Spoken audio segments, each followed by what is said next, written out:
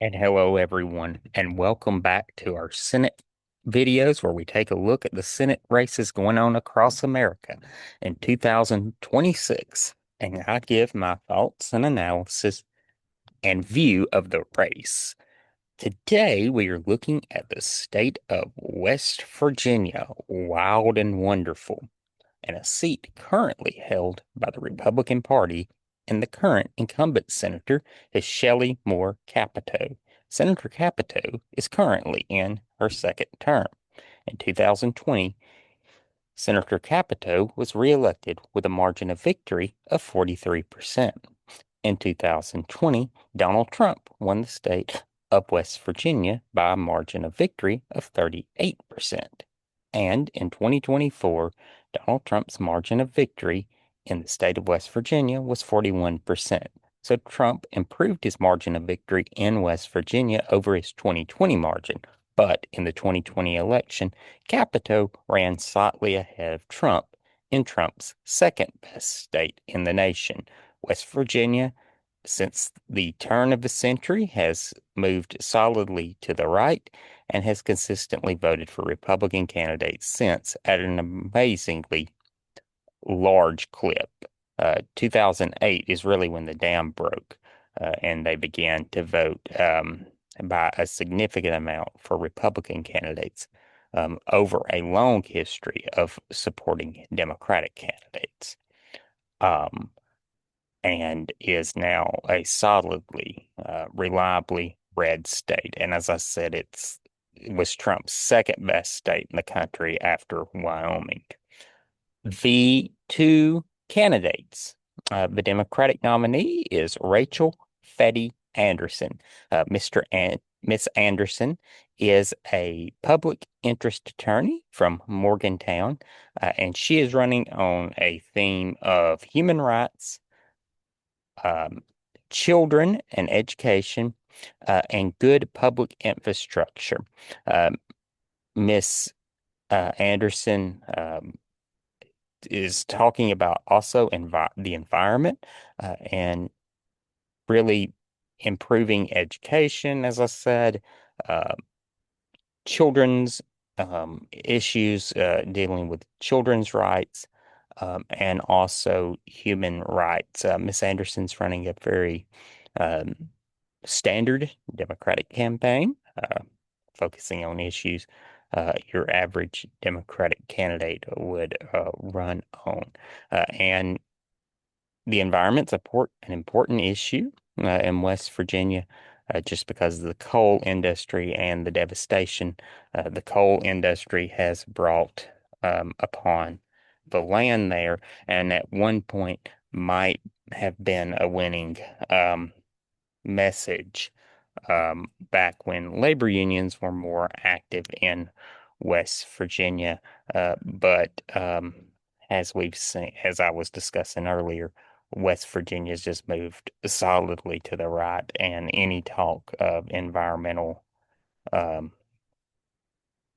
issues is just a non-starter now.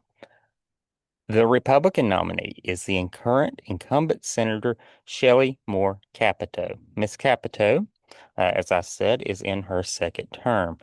Prior to being elected to the Senate, she served for over a decade in the United States House of Representatives, and prior to that, served a term in the West Virginia State Legislature. Miss Capito comes from a political family. Her father, Arch Moore, was the governor of West Virginia on two separate occasions and is the longest serving governor in the state's history. Senator Capito has a reputation in the Senate of being one of the more bipartisan members of the Senate, despite voting with her party 96% of the time. Ms. Capito has a mixed record on LGBTQ rights, abortion, and um, other assorted issues. She was one of the Republicans that voted more often with President Biden than other Republicans, coming in at 56% of the time. Um, she's generally viewed as one of the Republicans that when you need to get things done in the Senate, that she's one of the senators you go to, kind of carrying on a tradition from her former uh, colleague in the Senate, uh, Joe Manchin, despite Manchin nominally being a Democrat. Um, but she's now the senior senator and kind of carries on that tradition of being a serious senator for a state that desperately needs uh, competent leadership in Washington. Um, Capito, though having a moderate record and a mixed record on other issues, as I said, is a reliable vote for her party. When push comes to shove, she will vote with the Republican Party. She's much like another uh, mythical beast, um, Susan Collins. She's there if the Republicans need her. Um, so that's what that is. How did people vote in the primary? Well, about 56% of West Virginians cast votes in the Republican primary, and about 43% cast votes in the Democratic primary. And look, the Democratic Party in West Virginia has been decimated by the Republican takeover of the state. Uh, but also at the same time, the Republican Party isn't that strong either. Um, and West Virginia holds its gubernatorial elections and presidential election years. It's one of 10 states.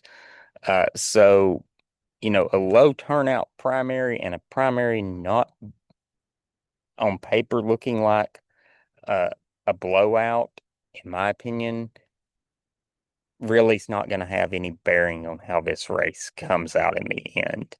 Um, Capito's going to win a third term.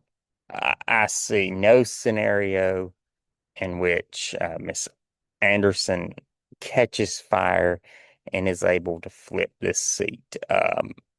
She's at a significant financial disadvantage. She's at a significant partisan disadvantage. And West Virginia is one of those states where it would take Trump truly becoming having to go to an approval rating in the teens for the Democrats to even feasibly consider flipping this seat. So, 20 years ago, Democrats would have easily held the seat. It was Jay Rockefeller, and they did. And uh, even Joe Manchin in 2018 was able to hold the other Senate seat for the Democrats. But Manchin was not, as I said, was nominally a Democrat. And also, ah, just West Virginia is not going to be sending a Democrat back to Washington for a long, long time. Um, but stranger things have happened. But at this moment, I really, truly believe that this is one of the safest re-elections in the country. Possibly the safest re-election of a sitting senator. In a couple of days, we will do what I consider to be the safest bet in the Senate. So Capito will win a third term. As always, if circumstances change and the dynamics of the race change, I'll do an update video and tell you why I believe the dynamics of the race have changed, but I really don't see that occurring.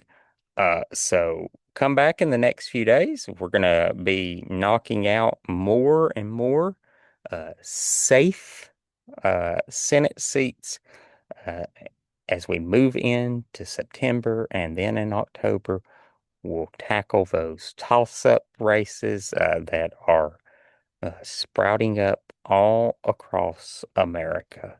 And if you're keeping a list at home and follow along, I think you're going to be able to tell what states are going to be the October races. So I will see you all very, very soon.